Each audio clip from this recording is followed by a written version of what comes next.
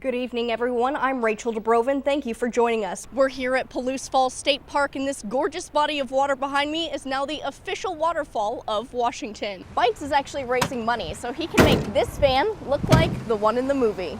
It's easy to take internet access for granted. After all, we can access it from almost any computer or cell phone. So this is the 3D printer. They call it Tritium, and right now it's printing an iPhone case. The city will have to take down signs like this one and replace them with a list of rules for dog owners so they know what's expected of them when they use the off-leash area. One of the main concerns of the Palouse Conservation District is protecting bodies of water like this stream from chemicals and fertilizers. Until then, when you get behind the wheel, remember to put that phone out of reach. One of the places you'll find copper at Pullman Regional Hospital is on the push plates to open automatic doors. I just spent about 20 minutes in this Thrush aircraft. We're flying about 30 feet above the ground, going about 160 miles an hour, and I can easily say it was the bumpiest airplane ride I have ever been on.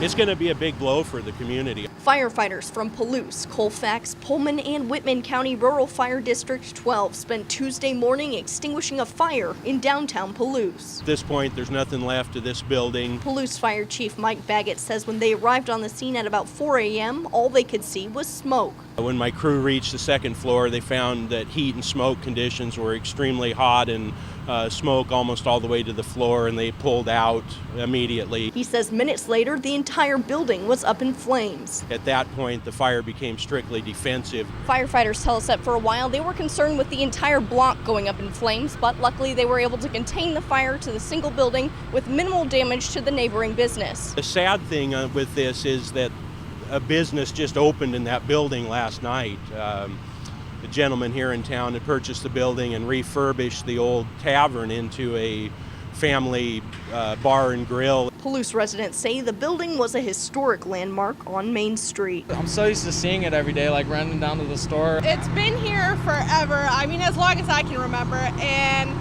they put a lot of hard work into opening the new restaurant that was going to be there. It's a devastating loss for the town, but it gave the people of Palouse a chance to show their strength as a community. You know, the outpouring from the people around town, as you look around, it's amazing. Passing out food, water, drinks, anything that they need, we go get. Just came out, got dressed, came straight down here. We didn't even think, we need to just go help. In Palouse, Rachel Dubrovin, KLEW News.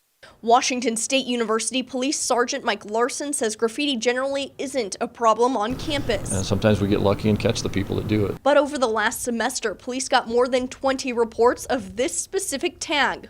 Walls, stairwells, and trash cans. This tagger will deface just about anything. Well, it's kind of aggravating to think that somebody doesn't have enough respect for other people's property, taxpayers' property. Larson says maintenance crews get it cleaned up pretty quick, but they don't have any idea who's doing it.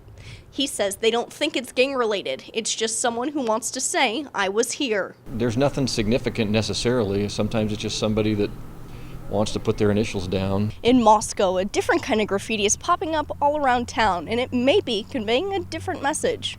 There's sort of a pent-up need to express oneself. There are some memorable pieces of graffiti in Moscow that are stenciled and more artistic than the traditional tag. That's happening in larger cities, London, New York, LA. University of Idaho Pritchard Art Gallery director Roger Rowley is able to approach it with an artistic view. There is some thought that's going into what the image will look like. And even though Moscow is considered to be a heart of the arts, Police Chief David Duke explains that graffiti is a crime, no matter how intricate or interesting it is. The fine itself can be up to $1,000, but usually a standard misdemeanor charge right now is the $300 to $400 range. On the Palouse, Rachel Dubrovin, KLEW News. A Lewiston man is dead following a tragic accident Thursday evening.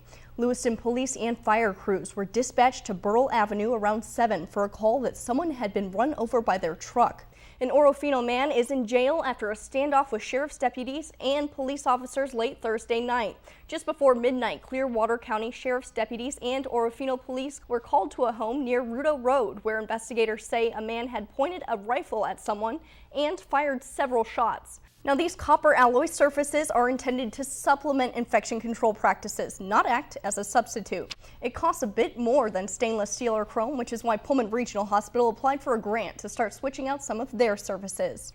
That's right, it's officially tax season, and while accountants are urging us not to wait until the last minute, police are cautioning us about IRS tax scams that tend to pop up at this time of year. Just remember that the IRS doesn't call or send emails to taxpayers about their accounts requesting personal or financial information. If they want to contact you, they'll do it through old-fashioned registered mail. Reporting in the studio, I'm Rachel Dubrovin. The Marines of the Palouse will take a long walk across the state line on Saturday, and they'll carry about 1,000 pounds of food along with them. The second annual Marines of the Palouse Food Walk will take place tomorrow morning at 10:30. This is footage from last year's trek. They walk from Firehouse Grill off Highway 8 in Moscow all the way to Birch and Barley's on Bishop Boulevard in Pullman. That's about 7 miles. They'll carry backpacks full of food donations that'll go to local food banks. And the walk honors military men and women on the Palouse while helping families in need.